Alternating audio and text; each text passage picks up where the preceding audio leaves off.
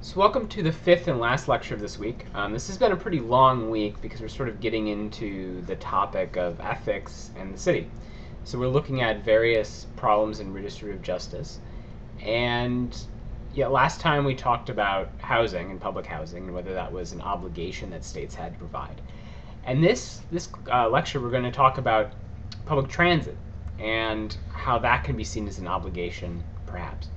And so this is actually sort of a segue lecture too, and in next week, or this week, week 4, where we're going to discuss how we choose to build what we build and what sort of processes we should use to design cities, and who should decide about these things. So we've talked about this a little in the past, but this week we're going to really get into the topic of public choice, how a public, a group of people can choose what to do in a city, and the role of experts in this problem. So we're going to concentrate on issues of transit during much of this. So the readings for next week are mostly dealing with the construction of highways in New York City, and also some commentary by Jacobs about other sorts of planning issues. So how do we plan various projects in cities? And then also about the construction of the metro system in DC. And so those will be our sort of topics. We'll be discussing other more general things about designing cities and who gets to decide. But for now, that's what we're going to do. So moving on to redistribution in public transit, which will be the topic of this lecture. So it's often the case that states or cities are required to take on certain tasks that the market can't provide. So this is pretty well understood and pretty well known, and it's not, part of this is not very controversial. So there are these things called natural monopolies, and so natural monopolies are cases where a monopoly exists because of the sort of natural structure of the problem that's trying to be solved. So typically these are things, or cases where the cost of entry is extremely high, so among other things. So for instance, a power company, it's very expensive to operate power plants, and so when when power companies were first coming into existence, many of them had to be utilities because no one would put up the money to build a power plant or whatever if it wasn't certain that this would provide power to the people, right? If this was the thing that was going to provide power. If there's a possibility that your power company is going to fail, that people won't buy your power, they'll buy someone else's power, then this is a huge problem. You're going to lose all your money, and that would be a lot of money. So some natural monopolies eventually become non-monopolies. So the construction of power plants, this is now run by private companies that are regulated, but the delivery of power is still a monopoly because you can't have a bunch of companies putting wires up everywhere. And in a similar way, other public services, like water, right? You can only have so many pipes in the ground providing water for the citizens, for the people, and other utilities like that. So in a similar way, you might think some mass transit systems are like this. So some might not be. So obviously, you could have different companies buying lots of buses, right? And they can all be servicing different routes. And in fact, this is the way things were, especially with tram lines in in the earlier part of the century. You could have different companies doing this, but still, often it was maybe a single or at most 2 companies doing this, and so there wasn't really much competition, so it was still heavily regulated. So in these cases, it takes a lot of money to develop trams, and after you do, you want some guarantee that those will be used. In the same way, it takes a lot of money to buy a bunch of buses, set up a route schedule, and all this, and you might think that this is something that should be a monopoly. But most of these can be justified through what before we called cooperative action. So remember, cooperative action is a case where what the government is doing is actually in everyone's interest. So For instance, you might think building the road, building highways or something, even though the government is extracting money from people to do this, and people are paying taxes, they're not agreeing, they're not voluntarily giving money to do this.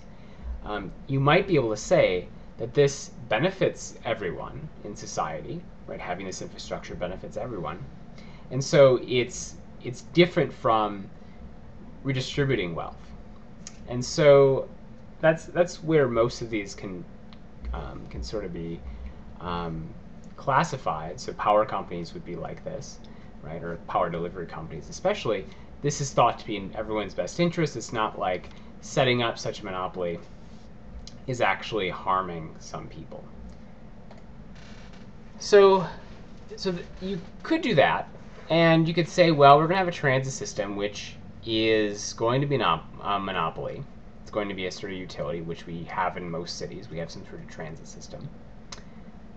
But we're only going to run it in places where we can make money, right? So, for instance, Metro Rail exists like this. It persists like this. So Metro Rail is typically thought of, so it's basically a DC Metro, is what I'm talking about. It's pretty self-sufficient in a way. So it's subsidized, and I'll talk about what I mean by subsidized in a little bit. But the important thing is the benefits of Metro Rail surpass any subsidy that's given by businesses, right? So businesses pay taxes, this goes to Metro Rail. Everyone pays taxes, this goes to Metro Rail. So the thought is that a thing like Metro Rail, it's not like the user fees collected, so the tickets people buy, those don't pay for the entire thing. There's other taxes involved, and those other taxes subsidize the Metro Rail. But it still benefits everyone. The economic benefits of having Metro Rail, and there have been studies about this, it seems like these surpass any sort of costs through taxes. And so it seems to benefit everyone. So sometimes we'll think that mass transit should be not only subsidized, as I said before, by taxes, but redistributive as well. So what this means is it's not just that taxes are going to this, not just user fees. So what I mean by subsidized is that a program obtains the funds to operate it, not just from the users of that program, so through a direct user fee, but through other means as well, through other taxes. So the example I give here are like roads. Roads are paid for by many sources, right? So many different types of taxes go into paying for roads, not just gas taxes or tolls, right, which are the user fees that typically are used for roads, and not just automobile registration and these sorts of things. So highways are often paid for through gas taxes, but there's all kinds of other road infrastructure and road upkeep which is not covered by those sorts of taxes. So it's not it's not funded just through user taxes. So the idea here, though, is everyone in society, or at least most people in society, benefit from having this infrastructure. And you don't even need a car to benefit from road infrastructure. So if you buy groceries in a grocery store, chances are those groceries came via highway and road to a destination. And the thought is that having these roads makes the entire system far more efficient. If we had worse roads, it would cost more to buy groceries, essentially, and do pretty much everything else we do in society. And so the thought is that we all benefit from this, from these sorts of taxes that go to it. So even though we're subsidizing these things, it's not really redistributive in some sort of strong sense. Certainly the rich might be paying more for this than they get out of it, but they still get stuff out of it. And it's really hard to quantify, what poor or rich people get out of it versus pay. But this seems different from a lot of what we were talking about with redistributive justice, because in those clear-cut cases where it seems like we're redistributing wealth, the rich got no benefit from it. And this is the case for some mass transit systems. So for most, and I'm talking mostly about bus systems, although some rail systems are like this. So rail systems are often quite successful and quite economically beneficial. Bus systems are less so. There is far less economic effect in having a bus route near, like, your place of business or whatever. And so, and we know that fees don't cover all the expenses of most bus routes. And also those who pay most of the taxes, i.e. the rich, don't use most of these routes. So it is the case for some cases like Metro Rail, lots of people use this, right, from all different types of income. And, it's kind of a special case because in even a lot of cities, people don't use the subway even if it's okay. They'll use like taxis or something. And so DC has one of the most sort of white collar and rich person populated metro systems or subway systems in the country, perhaps. And so that actually subsidizes the bus system in the metro system, so the DC mass transit system. And so what we want to say is it's redistributive if those who pay for it have almost no use with it, and you could get rid of most of the bus routes, and the rich would see very little degradation of their experience of the city, and because they might drive a lot of places and such. So we have to make certain assumptions about why we think we should have redistributive bus systems.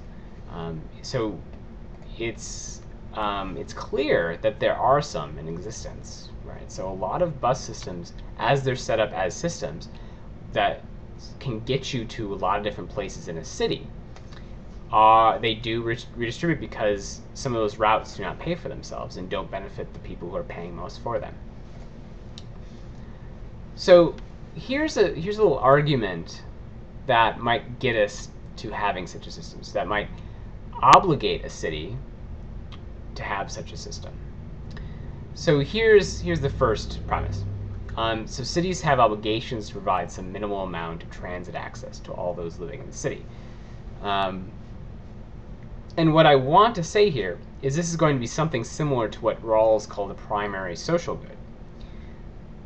So having access to all the different parts of the city, regardless of your income level, is good regardless of your ends, right? So this is a primary social good. This is good for everyone.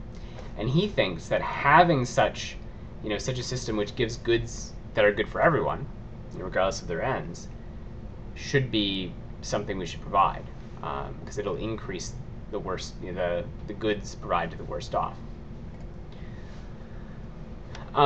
So the second premise is something we'd probably accept. So those living in poor areas will often not be able to afford a fee that covers the full cost of their transit. And it's not that I'm saying they won't be able to afford the transit ticket, but these transit tickets, as I was saying before, are heavily subsidized from other tax services, or other tax sources rather. And among the poorest, they won't be able to pay the rest, basically. So if the subsidy was taken away, so if there was no more money coming from these other tax sources, the poor would not be able to cover the difference. You might think people of higher income might be able to do this, but there's some segment of the population that won't be able to do this. And those are the sort of routes that we consider inefficient, right? So they're not earning as much as they cost who's ever paying for them. That's what makes them redistributive. So what we conclude from this is that we should subsidize mass transit routes such that they are of some minimal quality, because this is a primary social good. So of course we're gonna have to define minimal quality, but we're going to do it likely in some way that Rawls might like. But we could weaken it from Rawls's position, because as you remember, that required quite a bit from us. But we could weaken it still, and it seems like we might still get this conclusion. which follows roughly from these sort of premises, right? So what is minimal quality? This is going to be somewhat difficult to specify, and it might be relative to one society, as Rawls thought it was. So certainly minimal quality is far different here in the US than it might be in like India or something like that, right? So the conditions, if you've seen pictures of their mass transit systems, are very crowded. We would consider them terrible, probably.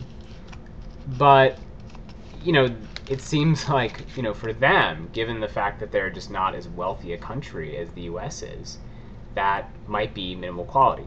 Whereas, given our wealth, you might think that minimal quality might be something more for the US. But that is certainly debatable, and we needn't dwell on that too much. So, however, it seems like the most important feature of minimal quality is that the route would allow most people to fulfill daily obligations in another part of the city. So it seems like a requirement of a good transit system is that it allows you to go to other places on a daily basis, right? It allows you to have a job somewhere else. It allows you to go to school somewhere else. It allows you to visit people for some other reason. And if it doesn't do that, so say we had a route which went to the poorest parts of our city, and but it only went every other day or so, and ever so often. So that might not be adequate, right? So you'd say, well, that's fine. Someone can, get on that bus if they just happen to be around at that time, but someone cannot work that into their schedule. This cannot provide a means of getting to, say, a job or to other obligations. So it seems like this would have to be built into our definition of minimal quality. And then also, it would have to get to these places with some expedience, right? It would have to get there quick enough to actually use this as some means of transporting yourself to and from wherever you're going on a daily basis. So those two things seem to work into this, the functional part of it. What sort of transportation it can give you. So the other level of quality you might think is decency. So it's not enough for you to buy these special old buses running with lead gas or something that's just terrible. It smells all the time, no AC in some very hot area of the country. You might think that's not minimally decent.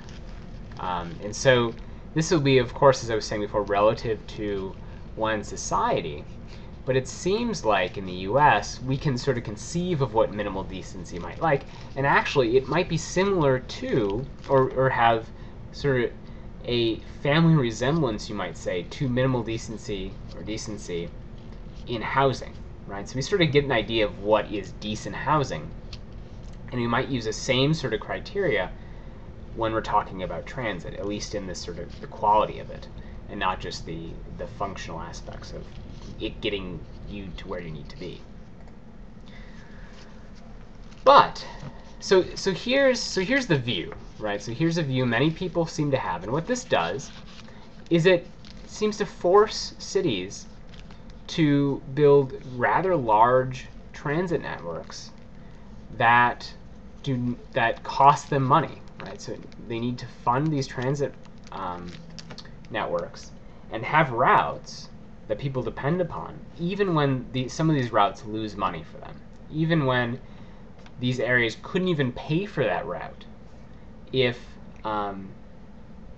they were forced to or something, right? So whereas in some parts of the city, especially wealthier ones, they might be able to afford it, and these might be considered efficient routes, right? So people are able to give a certain amount of money to pay for the entire thing, and they're paying for the rest of it in form of their taxes. So those routes are not problematic in this way because they're also efficient. People are just getting what they want, and they can pay for it. Where in these other cases, these people can't pay for the service they're getting, essentially, and it's being subsidized from other tax sources, and also, essentially because other people are paying for their service, there's a redistribution of wealth. So that's one concern. And what if these systems are incredibly inefficient? I mean, we might think that, sending a bus, to maintain a route such that people in a certain area have access to it when very few people actually use that bus is too inefficient to use. And, it seems like many times it'll be far less efficient than other solutions that might seem pretty ridiculous, actually.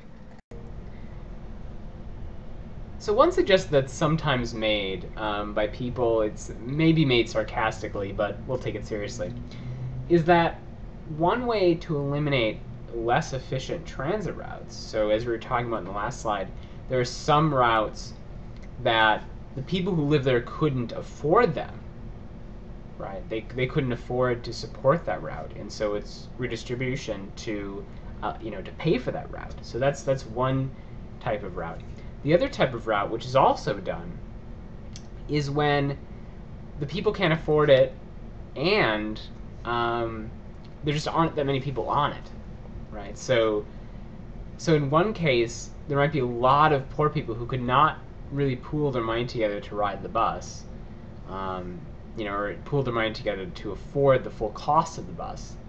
So that's one issue. The other issue is there's just very few people riding the bus, and so it's inefficient, right, to run this bus to all these places.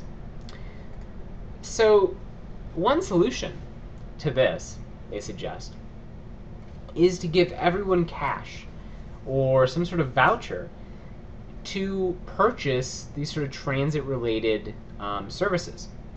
So someone could buy a car. You could use your money to buy it, get a cheap apartment somewhere and then buy a car. You could use some of it. Or you could move nearer to more efficient routes. And then the idea is we would stop subsidizing less efficient routes. And so those wouldn't be able to exist, but these vouchers would allow people to make their own choice about how to transport themselves around the city. And the thought is, and there's something to this might actually be cheaper than subsidizing some of these transit routes. So what would end up happening, the sort of theory goes, is that some routes would continue. So some bus routes would continue because there'd be enough people using them, and they could pay the full cost of the bus, right, because they're getting the subsidy. And in that way, we could find out which bus routes are actually worth it, which ones are efficient, which bus routes is it the case that when people are forced to pay the full cost of them, they actually are able to with some sort of subsidy. And then those buses which only a few people ride, or are in areas that just are not conducive to mass transit, and those sorts of areas, so few people could not pool their vouchers together to pay for this buses, so they'd have to find some other option. So that's a possible solution, and it might make you question one assumption that we seem to have sometimes, and at least transit advocates seem to have this. So it goes something like this. So there'd be a reply to this. This is the common reply, sort of made explicit because they don't really say things like this. But you might say, well, it seems like people have a right to live where they want to live within the city. And one of the basic services, as we were saying, one of the primary social goods that a city government can provide to its people is to provide some sort of mass transit for that area. You could scale how often buses came or trains came to the area, but it would have to be of some sort of minimal level that we were discussing earlier. And this seems to be what's driving some transit policy. So some, if you look at like a map of especially a suburban area, and you look at the routes, it seems like what the planners are trying to do is include access for as many people as possible all over the city, and so you won't see these sort of huge gaps in certain places. You'll see that buses serve a lot of places, even when bus ridership might be quite low in those areas.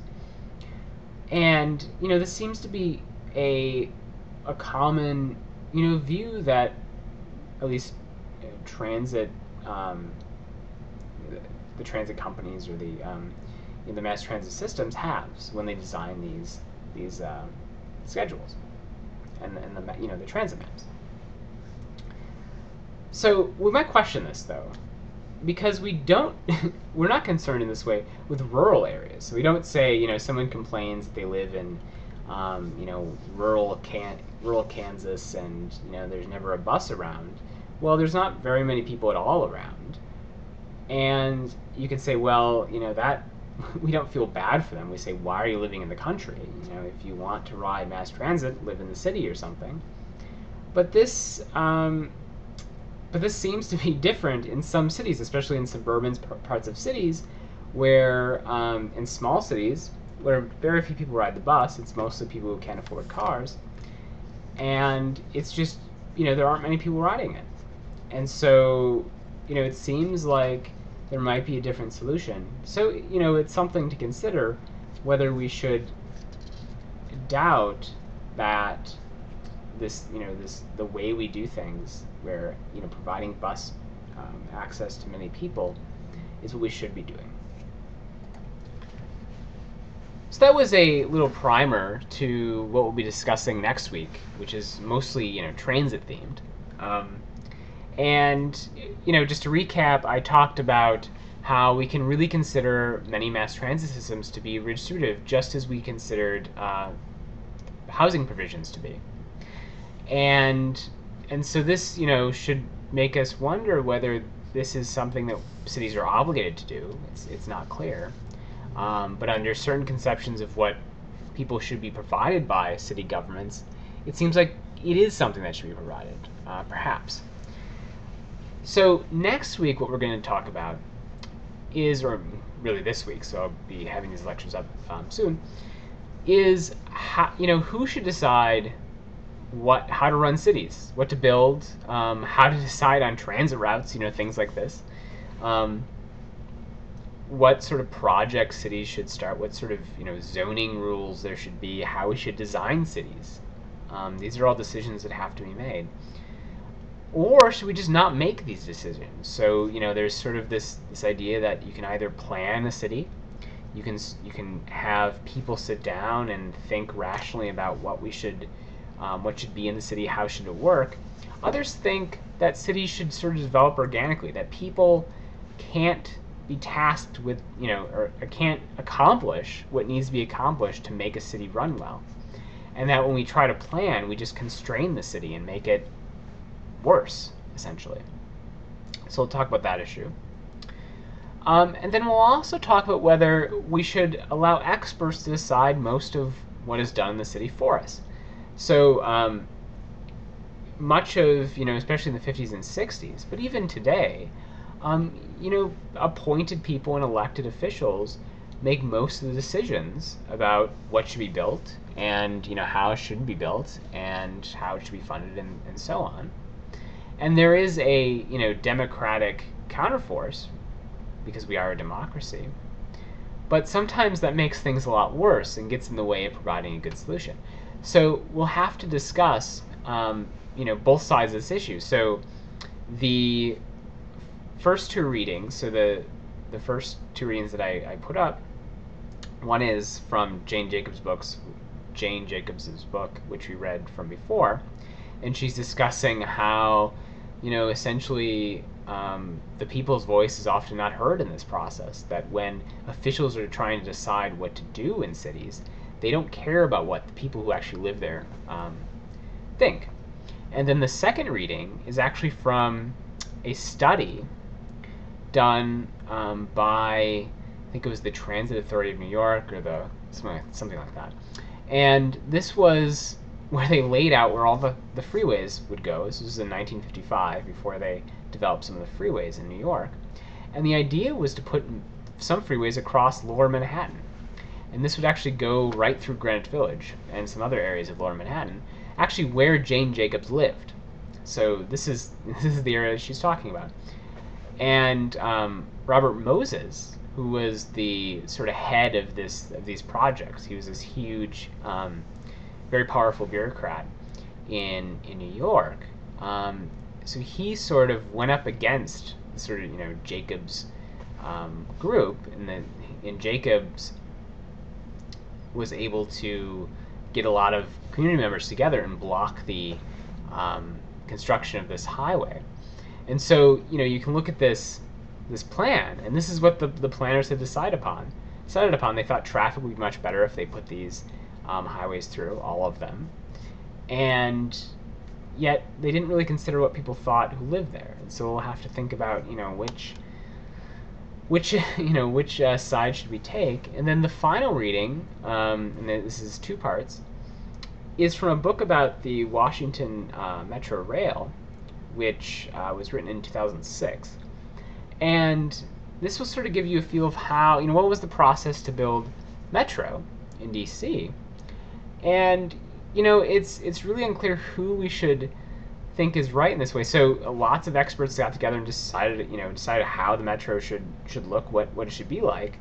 And then they met a lot of resistance from people in the communities, because this became very disruptive. Building a subway is very disruptive. And so, this might give you a different view.